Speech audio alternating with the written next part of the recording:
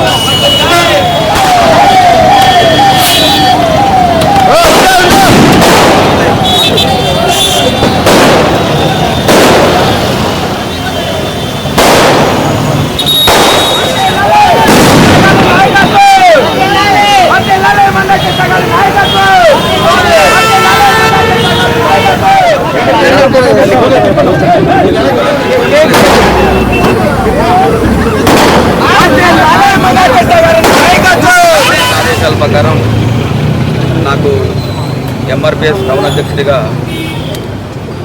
అధ్యక్ష పదవి అప్పగిస్తున్నారు. నేను గత 17 సంవత్సరాల నుంచి ఉద్యమంలో ఎక్కువ పాత్ర వహించే ఉన్నాను. ఏ రోజు నేను ఏ పార్టీకి ఎలాంటి అవకతవకలు లేకుండా చేస్తూ ఉన్నాను. ఉద్యమంలో నా వంతు సహాయంగా లాక్డౌన్ మూమెంట్స్తో కానీ ఏ మూమెంట్స్లో అయినా నేను ఒక ఉద్యమానికి నా ఇంత సహాయంగా నేను చేస్తూనే ఉన్నాను.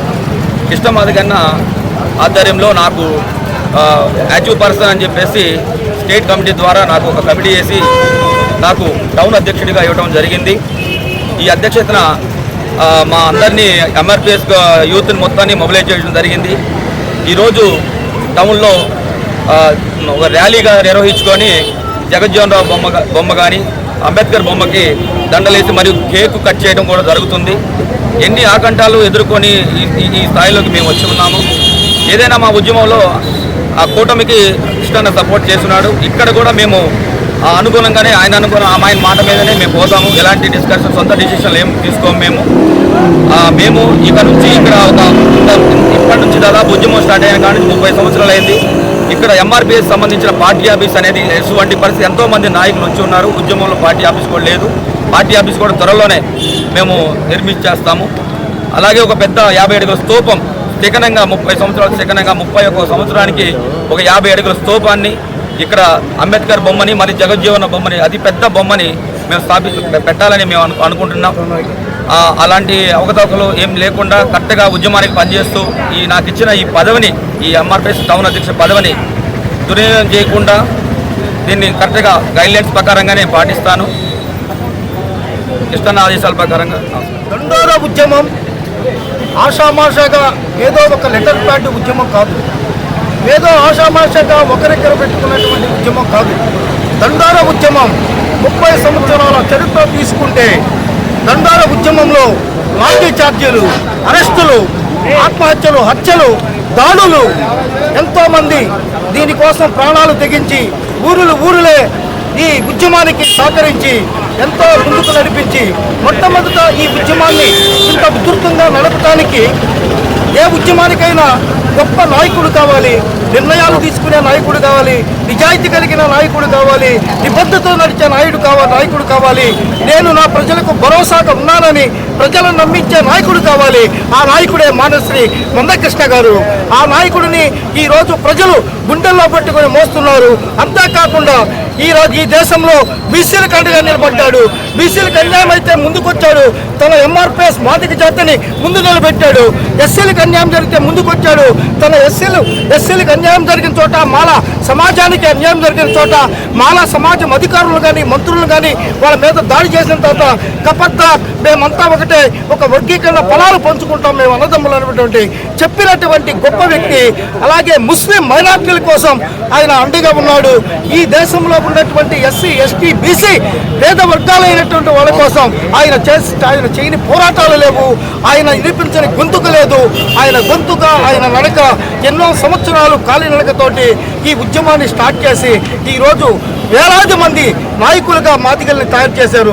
30 సంవత్సరాలు చరిత్ర అవతలకెళ్తే మాదిగలు ఎవరు నాయకులుగా గుర్తింపు లేని పరిస్థితి, మాదిగలకు ఆత్మగౌరవం లేని పరిస్థితి, మాదిగలు తన జీవితాన్ని న్యాయంగా తన హక్కుల కోసం నినాదించేటువంటి శక్తి లేని పరిస్థితి. మాన్యశ్రీ మందకృష్ణ మాదిగ గారు ఒంటరిగా ఒక చేతితోటి, ఒక నడకతోటి నడుస్తూ అనేక మంది ఈరోజు 30 సంవత్సరాల చరిత్రలో వేలాది లక్షలాది మంది నాయకులు పోటీ పడుతున్నారు. మేము నాయకులం అని. ఇదే నిజమైన ఉద్యమానికి విజయశీలమని నేను గుర్తు చేసుకుంటాను.